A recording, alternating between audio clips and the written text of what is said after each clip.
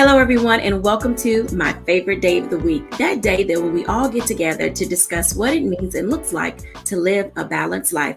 I'm Dr. Jacquie here at Black Star Network, and let me tell you, today's lineup of guests and panelists will truly enlighten us all. You know, time is filled with swift transition, and as we're thinking about all things summer, trying to figure out how do we get our kids prepared and ready to go off to college, the different grades that they're going to, there is so much change that is happening in all of our lives.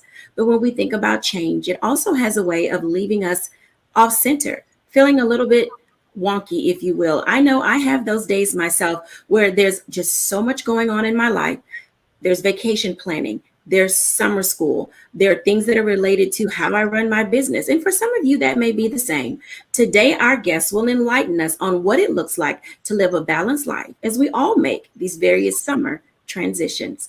We have today joining us Titania Harris, Corey Briscoe, Jamal Johnson, Dr. Shayna Lewis, Dr. Tierney, and Stacey Owens. Welcome, everyone. Hi. Hey, Dr. Jacquie. Welcome, everybody. Let me just tell you, I have to ask you as we kick off this show, you know, summer is one of those times where people are saying, how do I get myself together for the latter quarter of the year? And seemingly when we're, you know, in May and June, we're not thinking about what September and August may need to look like. In each of your lives, can you just share with our audience for a moment, how do you decide when is a good time to prepare for the last quarter of the year? Dr. Titani. No, I tell her that all the time. She hates when I say that. So everybody, future Dr. Tanny will always be future Dr. Tanny. And so I'm not going to put any pressure on her. So the pressure just keeps mounting as I take these classes. One of the things, first of all, thank you so much for doing this show. I'm excited to be here. Nice to see everyone. So one of the things I do in terms of preparing for the last quarter, I actually prepare for each quarter with by looking at my goals for the first month in the quarter. So if we're talking about the last quarter of the year, I start thinking about those goals in that September, October to sort of just kind of help me navigate what I want to do for the rest of the year. So 1 month at a time, beginning at the beginning of the month, gives you that ability to kind of lay out your plans. And I hope that audience, as you're listening, that you're taking these good tips and notes. You have literally sitting right here in front of you, experts who can tell you how to begin to organize, plan, and prepare. Stacey Owens, tell us. So for me, it's very interesting because for the school year, I'm closing out the school year, but at the same time, I'm thinking about how we're going to open for next year. So I'm always planning for the next quarter by evaluating where I'm at now, determining what my future needs are going to be, and then start researching what or different programmings that can satisfy those needs, and then just start mapping it out so I can find those who are in my support system that may need to help me. So just create your plan now so that you can be prepared for the quarter as it approaches. All right, Dr. Tierney, tell us. So I take a month-to-month approach. At the top of every month, I look at what it is that I want to accomplish in this month. And then within that month, I actually break it down by weeks. So the first week, if there's any deadlines, any specific date-specific things that I need to accomplish, I break those out by the week. But I look at my year in each month and then plan that way. Planning escapes no one. And I tell everybody this all the time, that without planning, you are truly destined to fail, whether it's in your personal relationships, in your business life, how even with yourself. Sometimes we fail ourselves because we fail to plan how we need to approach and engage ourselves in the environments in which we find ourselves. Corey Briscoe, now as a business owner, a board member, you have a host of things going on. So tell us what your calendar looks like and how you settle yourself into readiness for what's next. The calendar looks treacherous, but what I have learned is that the balance and the construction of my calendar depends on me and how I look at what has to be accomplished. So for me, I take an annual approach. I try to plan I take personally I take significant time off at the end of the year to recharge and to plan. And so I look at holistically what the year is going to look like for me and identify what are my big milestones? What are the goals that I'm trying to meet? What are the things that I am trying to fit out? And I then organize them by quarters and I go by month to month. But I've learned to be flexible and pivot. And so what I tend to do is collect myself on a quarterly basis at the end of the quarter to assess, what was I realistic? Could I get it done? And then based on that, being a business owner, my life, it being a business owner, being a husband, and then being civically involved, I have to realize that there's so many things that are interdependent. And so for me, it really is sitting down and being able to identify a level of prioritization. And sometimes I've learned that even in my best intentions, I just can't fulfill all my obligations. And I've become one with that. And so I make smart goals that are more realistic and not what everyone wants me to accomplish. Thank you, Corey, for sharing those words of wisdom. Truly, planning is a very big part of all of our lives, and having a system and approach is very important to being able to stay engaged. Because honestly, when the planner is off center, everybody's off center and everybody's plans go awry. Up next, I want to introduce you to one of our guests, Dr. Shayna Lewis. I'm excited to have her join us today. Hey, Dr. Shayna. Hello, Dr. Jackie. How are you? I am doing well. I am so delighted that you are joining us today. And I know that our audience is going to meet you and get to know you a little more later on. But could you share with us, how do you plan, either personally or professionally, getting prepared for the last quarter of the year?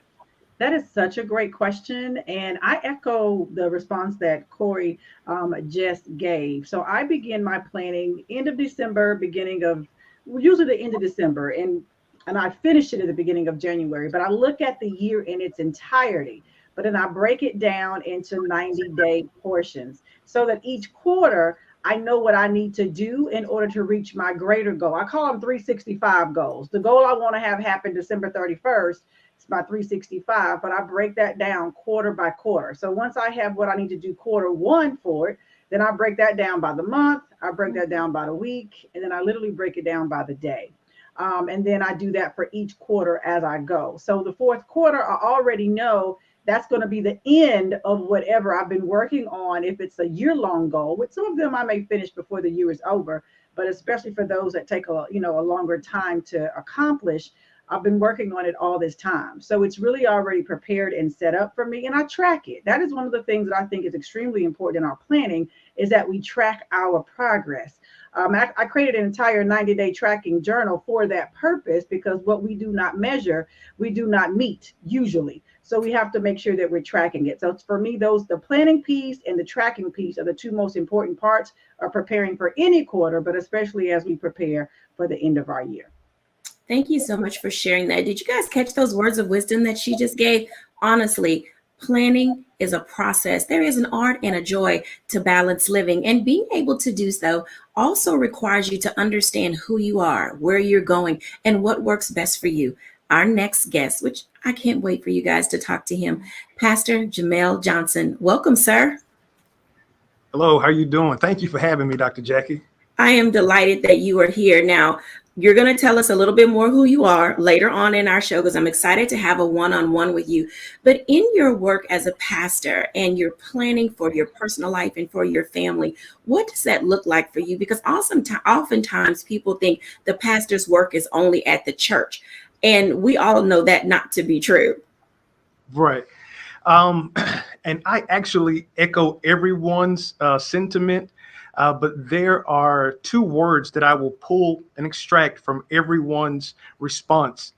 Smart prioritizing. Smart prioritizing.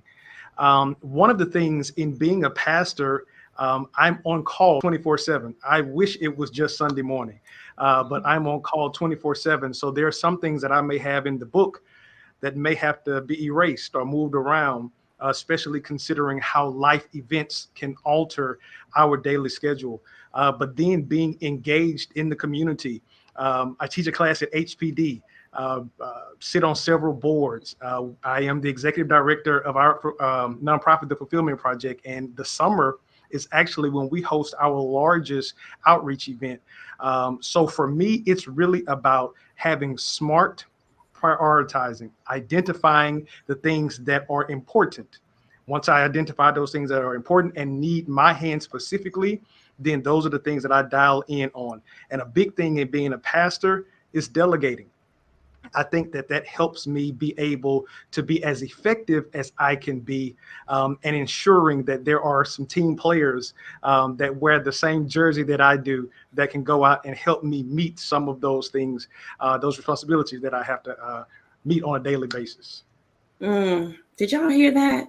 I think that there's a quote that says, if you want to go fast, go alone. If you want to go far, go together. And today, what you've just heard are a few tips and ways in which you can discover how to balance your life by having smart goals, planning ahead, looking at your calendar a year in advance, knowing who it is that you want to take with you. But most importantly, don't leave yourself out. Include yourself in your plans so that you can enjoy the summer vacation. You can enjoy the things that you're trying to accomplish. When we come back after the break, we're going to get a little bit more specific. Some of you out there are trying to figure out how to get your kids not only through graduation, but you're trying to discover how to prepare them emotionally, spiritually, socially, coming through this pandemic to get ready for their next grade in life. When we're back after the break.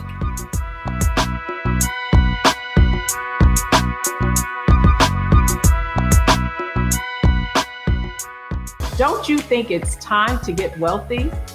I'm Deborah Owens, America's Wealth Coach, and my new show on the Black Star Network focuses on the things your financial advisor or bank isn't telling you. So watch Get Wealthy on the Black Star Network.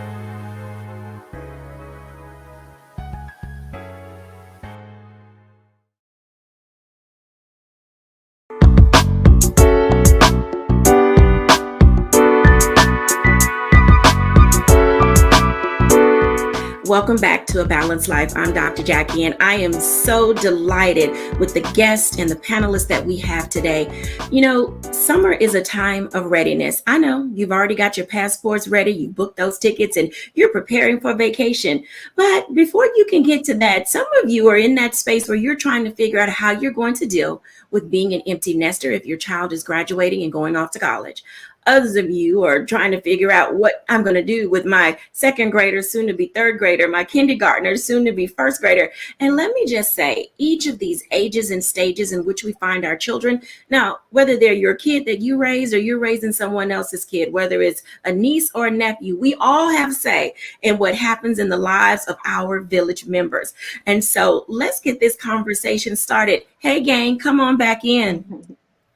Let me tell you, when I think about how families are trying to wrestle through, struggle with getting prepared for students and kids who literally missed 2 grades of being in school because of the pandemic, getting them prepared socially, emotionally, and moving in them, you know, through meeting new people and what that looks like, I can only imagine that it is a daunting task. And, you know, for this conversation, I want to talk to Dr. Shana and then also talk to future Dr. Tanny and also Stacey Owens. You guys are in that space where you're working with individuals, coaching them, counseling them, and being an administrator at school, getting them engaged and prepared. So Dr. Tierney, Dr. Tanny, Stacey, and Dr. Shana, let's have a conversation. So ladies, sorry, gentlemen, not to exclude you, but I got something else planned for y'all. So ladies, let's have this conversation about readiness levels, because as parents and as aunts, you all each serve your community in different ways. So Titani, Stacey, Dr. Shana, and Dr. Tierney, welcome. All right, so for my MSW and my LPC, let's have a talk about this emotional engagement that our children are seemingly having to face when they are adjusting to what it is that they need to go through. So Titani, in your work as a social worker and dealing with kids, how are you preparing them and parents for readying up for the next grade level? Sure. Thank you so much, Dr. Jacquie. So, you know, one of the things that we've done as a result with the pandemic. Let's just acknowledge what this trauma has been like for teens in particularly, right? It has exacerbated symptoms of anxiety, depression. That's what we've seen in our work. And so we started our teen talk workshops as a result of the pandemic to sort of address those issues. I think one of the other things is to acknowledge that change is inevitable. This pandemic has shown us that change can happen anytime. And change is also hard because of the unknown, right? It's this fear of not knowing what's going to happen, whether it's a big or small change, right? And so things like graduations, new jobs, new relationships, parenting your children, these are things that can sometimes cause worry. And so some of the tips that we've given, not just parents, but for parents to share with their youth is how to manage the changes, how to manage the transitions. And so one of the first things I think about is redirecting the uncertainty. And what do I mean by that? We have to live in the moment and give ourselves grace and focus on what's real and not what we think will happen. And also another thing would be what we talked about early is having a plan, right? Some people like to have a plan, some folks don't. I would encourage parents to have a plan because there's no right or wrong way to do things, but when a major life change happens to unfold, it might be good to have a plan. And so this helps alleviate some of that uncertainty and makes it easier to embrace the change. Embracing change. So, Dr. Shana, tell us a little bit about who you are and what you do, and help us and our audience identify and understand how to deal with these levels of change and anxiety that people go through so that they can begin to build a toolkit that will aid them with these varying levels of change. Well, Dr. Jacquie, that is an excellent question. That's loaded. So I'm going to try to take it a little bit at a time and just offer a few things for folks to think about. Well, I do have 20 years of experience as a licensed professional counselor. My specialty has been working with women and adolescent girls related to stress, transition, depression, relationship problems, and things of the sort. And so when you ask the question, how do we deal with the anxieties and how do we deal with the change? My sister said a minute ago, it has skyrocketed in the pandemic, not just for our children, but our peers and colleagues, the adults. We have struggled as much as our children have. One of the key things that I ask folks to consider how do we manage this anxiety? How do we deal with all this transition? And it is what we've heard. It's creating structure. When we have structure in our lives, we have an expectation for what is about to happen. Now, there's structure with flexible thinking that needs to go with it. Because as we were in the pandemic, as soon as we thought we knew we had something figured out, it all changed, right? And if you were stuck on what it was you thought it was supposed to be, you had more difficulty adjusting emotionally because you were like, well, wait, I thought that's what we were doing. So we need to have structure, not just for ourselves, but our children thrive on structure. They thrive on knowing what happens next and what is it supposed to look like. So when you're talking about creating a plan for the summer, you want to make sure that your children know what to expect. Are they going to summer camp? Are they going to grandma's house? Are they going to stay at home on their own? What's the plan? And I would encourage parents to give them something to do, even if there is no camp or something that you can send them to perhaps, but give them some things to do even while they're at home so that they have an expectation for their day. What we don't want to do is sleep away the whole summer because that's not good for anybody, actually. We want to keep our minds moving, occupied in a productive way. So that's what I would say. I would just add that to the toolkit that all of us are providing here. Create structure, but also add that flexible thinking with it in the event that things need to shift and change because of some unexpected thing that may show up.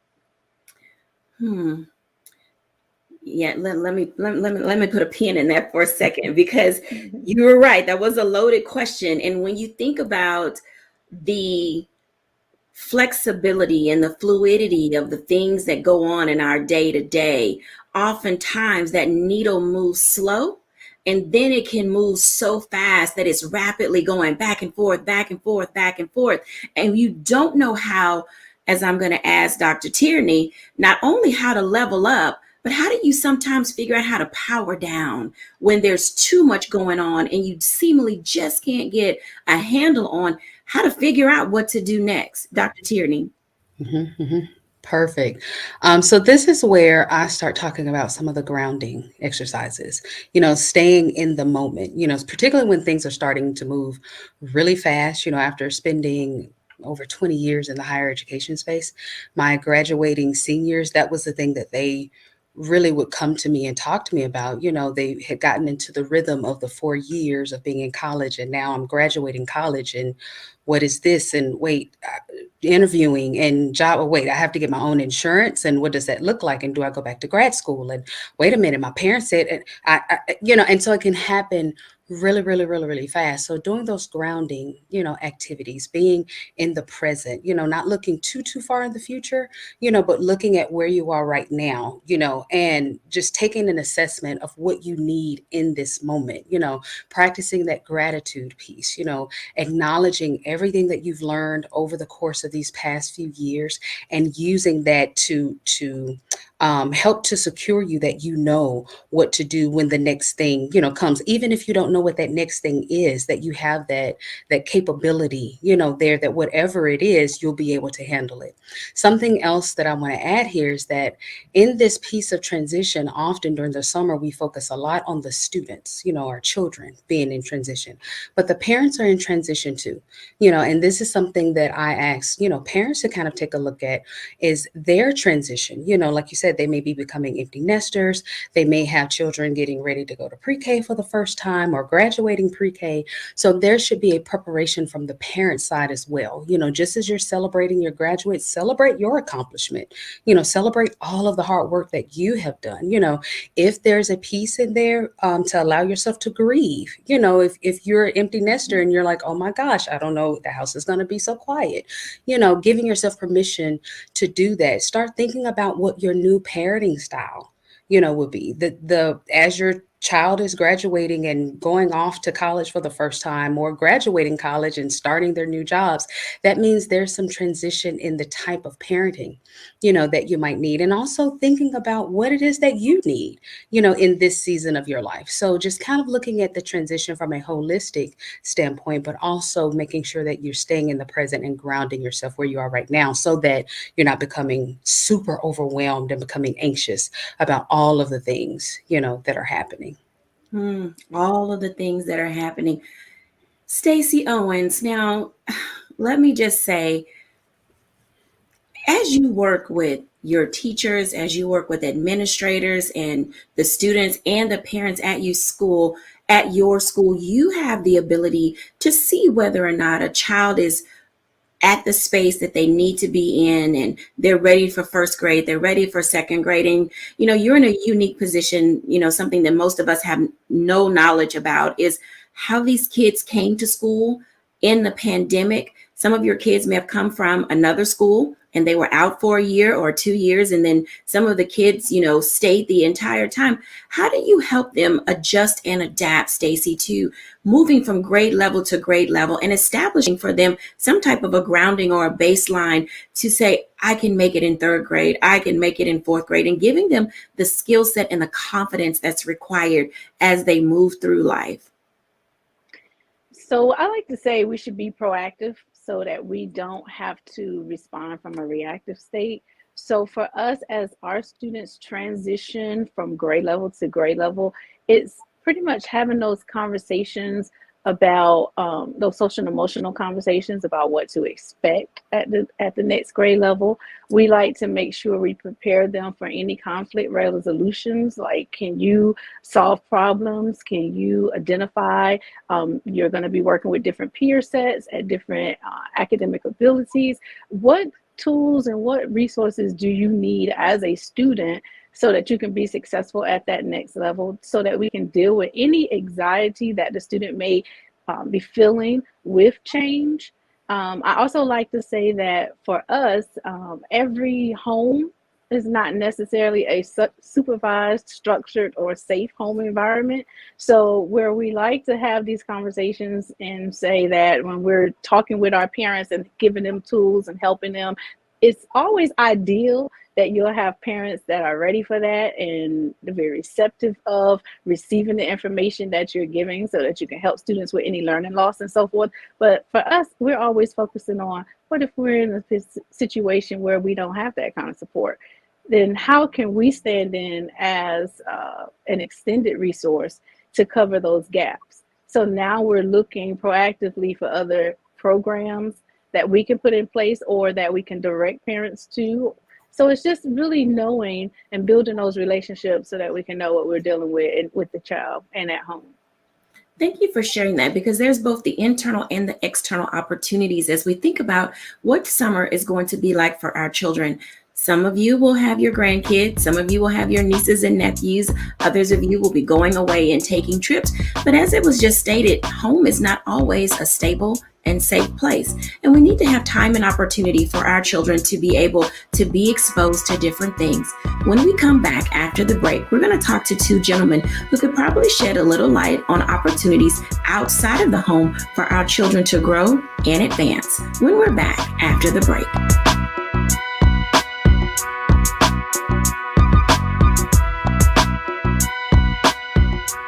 Pull up a chair, take your seat. The Black Tape with me, Dr. Greg Carr, here on the Black Star Network. Every week, we'll take a deeper dive into the world we're living in. Join the conversation only on the Black Star Network.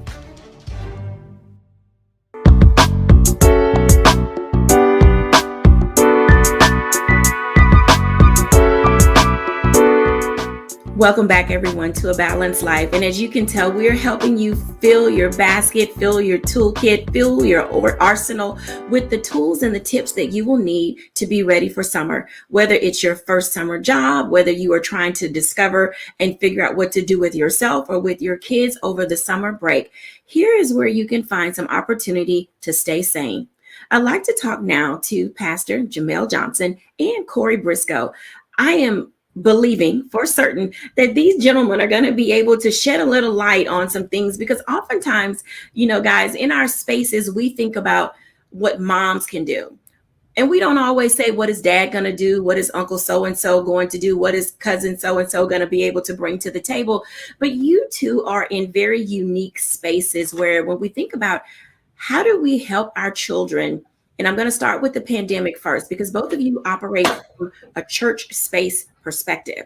And there was a time when the church seemed to be left out of the conversation. And what are we going to do when we open to be able to engage our families and our children again?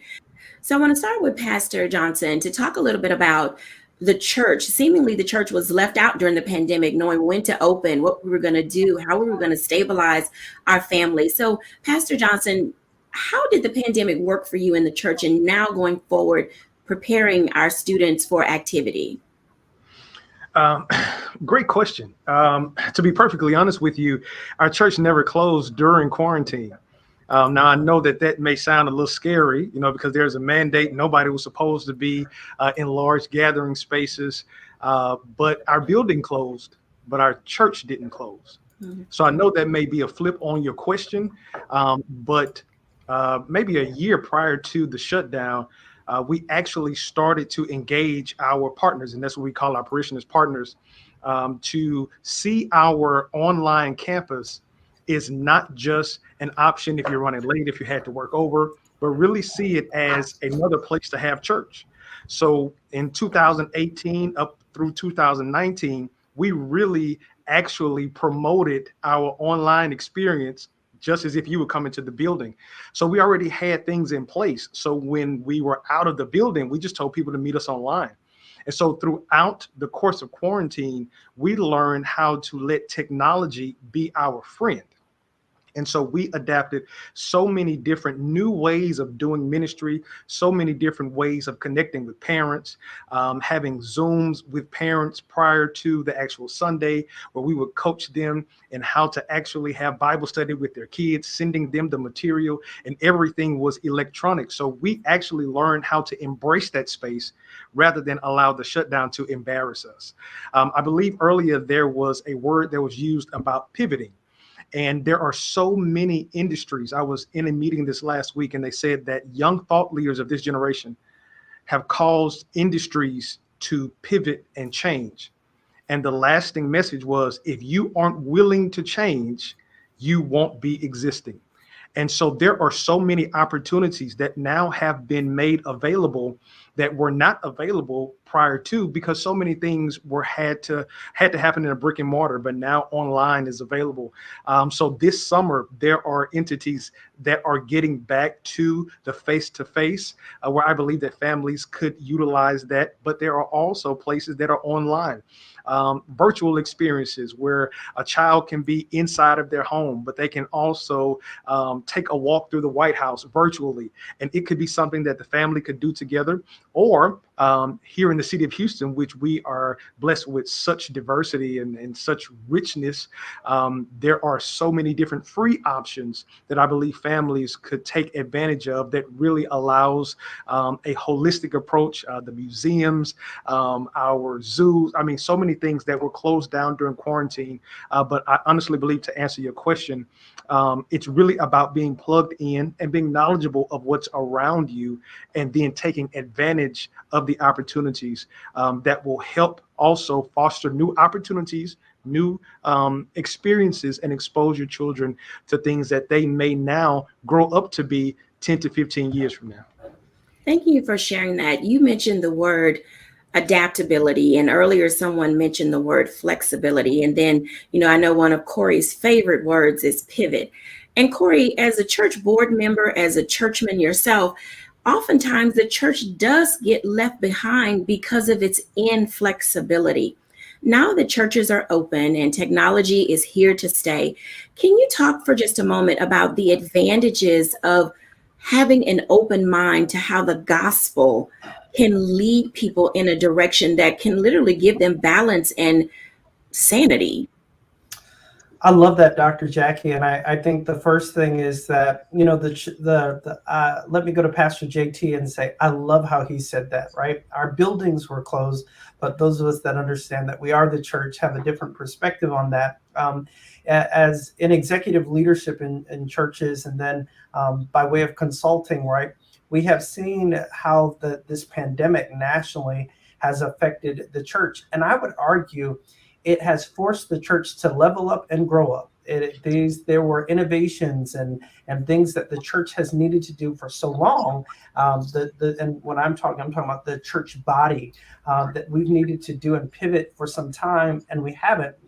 And sometimes the good Lord makes us do things that cause us to go beyond what we think and understand. But really, as you say, to become better and more effective witnesses of the gospel. And so when we look at churches and the disruption in technology and the disruption in industries that was referenced earlier, the church is not immune to that. And what it has caused us to do is look and assess, are the things that we're doing, are they producing a return on our investments? Are they the most capable? Is it internal or is it external? And how is it allowing for the witness of the body of Christ to show up? And so, when I look at where we are and how we can use technology and how we can use this new kind of state of being, it's actually an incredible moment for the church to shine and to show how the gospel, despite being place-based, right? It doesn't need to be place-based. It just literally needs to be shared. And so whether social media or online presence or chat rooms, or even now they've got metaverse church, right? They've got all of these new technologies that are allowing us to be innovative in the gospel. And so I'm looking at our youth ministries, and we are now literally, you've got Roblox and all the games that your kids would understand. They play it all the time. Well, let's create a church version of that. Let's talk about how we build up communities and all of these things that they are so proud to do and enjoy doing. And in tandem, what they're doing and what they're getting is exposure to the gospel. So we have to think unconventional. And I'm grateful for what, I hate to say this, for what the Lord has allowed for the church to experience. All right, gentlemen, you guys said a couple of mouthfuls, but that whole what the Lord has allowed is tripping a whole bunch of people up.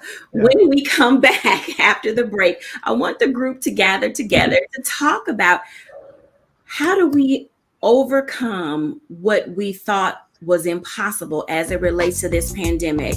We have masked up, gloved up, we are washing our hands, we're using hand sanitizer, and then all of a sudden, the world is wide open. And in that openness, it is causing us to pause just a little bit and say, I don't know about this. So when we come back after the break, we're going to get a few tips on how to really embrace going forward and getting out into the world again when we're back after the break.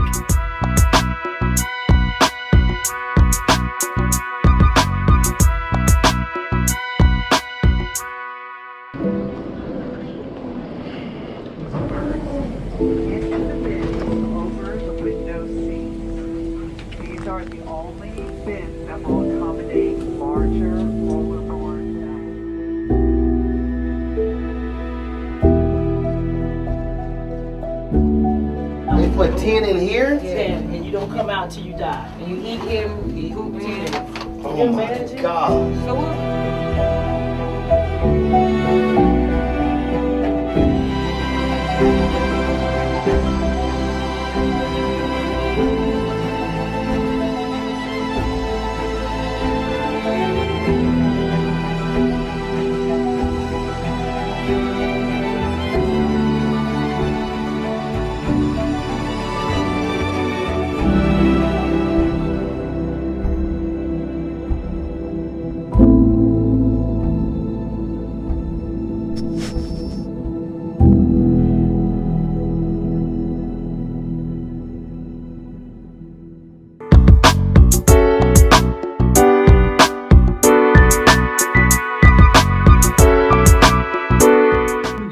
Welcome back, everybody. Come on back in.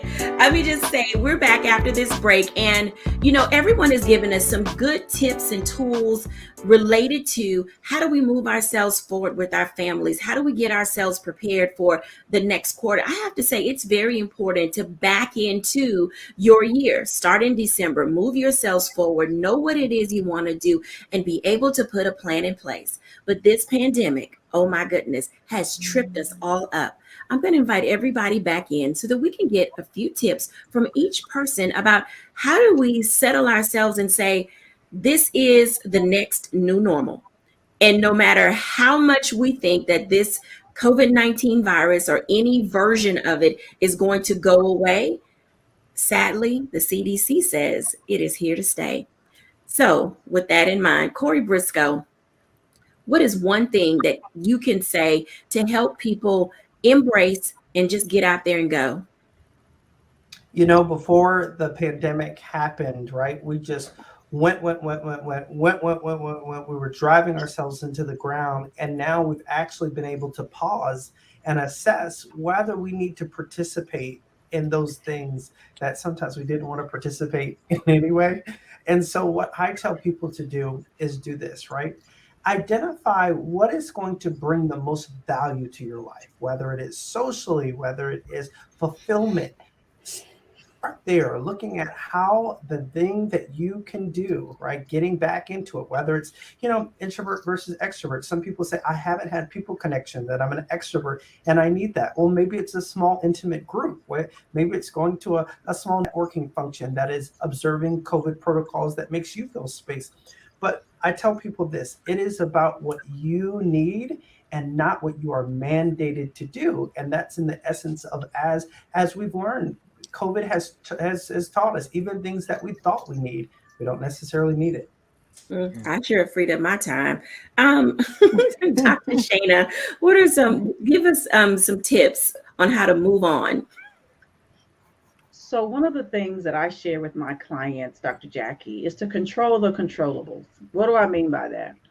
There are going to be a lot of things in this world that we have absolutely no control over. And when we spend excessive amounts of energy trying to control something that we don't have the authority, the power, the resource, whatever it might be to control, we only make ourselves feel worse. We're the ones left frustrated. So at this time, when we're figuring out how do we create what life looks like now moving forward, I say figure out what are the components of your world that you do get to control and focus there. You get to decide what you do with your person. You get to decide what you do with those who are connected to you, whether those are your children or what your family decides to do. Taking care of yourself. I'm a major proponent of self-care. I encourage us to do that in order to maintain our wellness so that we can show up in this space of uncertainty that may happen. But while we're controlling the things that we can, we actually feel at more peace. We feel more secure, and we will actually feel less anxious when we focus on the things we can affect change in. So that would be the thing that I would encourage the audience to put in your tool belt. You might even make a list. I tell folks controllables, uncontrollables. The things I can't control, you yield those and give those away. And those that you can, you focus on and you do something about. So those are my thoughts. Thank you so much for sharing that. Stacey Owens. Just like my colleagues have said, I believe that everyone has to take their own temperature. So first, connect with yourself and connect with your feelings about what getting out into the world. Everybody is saying in school now, we're back outside. What does that mean for you? And how do you feel about that? Does it entice fear? Does it entice anxiety? And then identify why, and then push through it so that you can deal with those emotions that you're feeling, and you can move past the fear of getting back out in the group of everyone. And then do what you need to do to be safe. So if you still want to wear your mask, and don't care about what other people are doing around you. If you don't want to do the things that the CDC recommend, then don't do it. But know what it is that you want to do, why you want to do, and then just keep moving.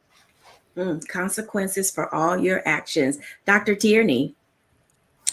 So I want to dip back to something that you said, what God has allowed. And I have to pull out my my Bible here for a second. And this is where I pull up Romans 8:28. All things work together for good. Not that it is good, but as we find ourselves in this transition, the ups, the downs, the uncontrollables, the things I didn't expect, the things I wasn't sure of or didn't know that was going to happen, we have to remember that all things work together, and so let that be your guiding beacon as you are finding yourselves in these transitions, making your plans, maintaining your flexibility. Even if things happen that were not necessarily that good or don't feel that good, remember Romans 8:28, all things work together for the good. Thank you for sharing that. And it actually puts us, in that space of saying, I need a little levity in my life. Pastor JT. Yes, ma'am. Everybody has said everything that I was going to say.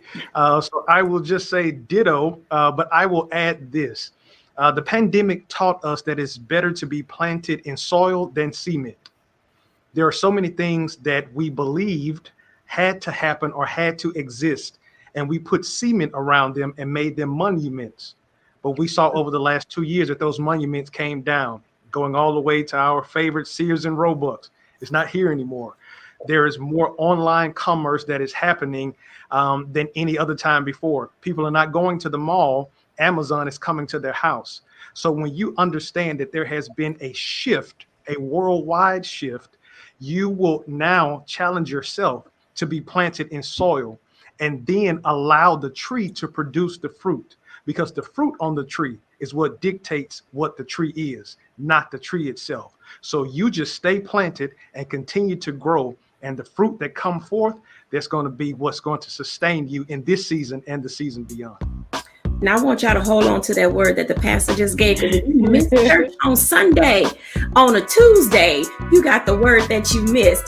You have to be careful about building monuments around things that were never meant to last.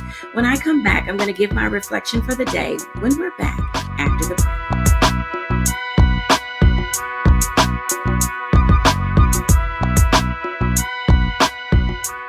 It's time to be smart.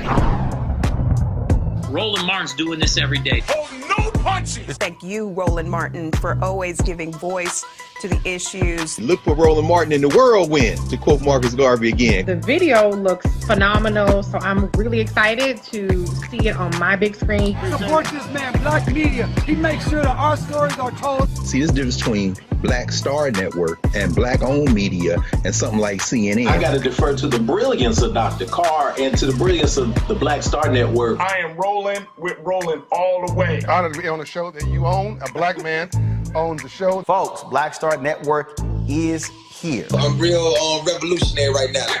Roland was amazing on there. Stay black. I love can't commend you enough about this platform that you've created for us to be able to share who we are, what we're doing in the world, and the impact that we're having. Let's be smart. Bring your eyeballs home. You can't be Black-owned media and be scared. You dig?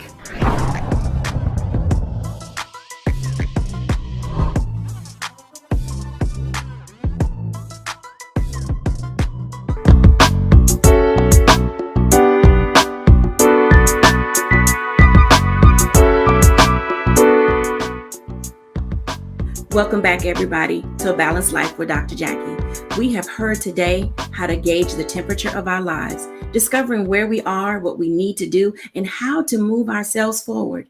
We have even discovered how to guard our hearts so that we don't put ourselves out there too soon, too fast, to do too much in a season where we may need to just kind of step back and settle in. But then most importantly, how do we guide ourselves in order to be able to move forward? Each and every day, we are going to be challenged on the left, on the right, and sometimes you're going to get stuck in the middle. But I hope today that you've been given some tips and tools by our guests and our panelists on how to reach into that toolkit, figure out the things that are for you and say yes, and those things that are not for you, be comfortable with saying no. This is all a part of discovering and how to live a balanced life. Thank you, everyone, for joining us, and I look forward until we are together next time. Bye now.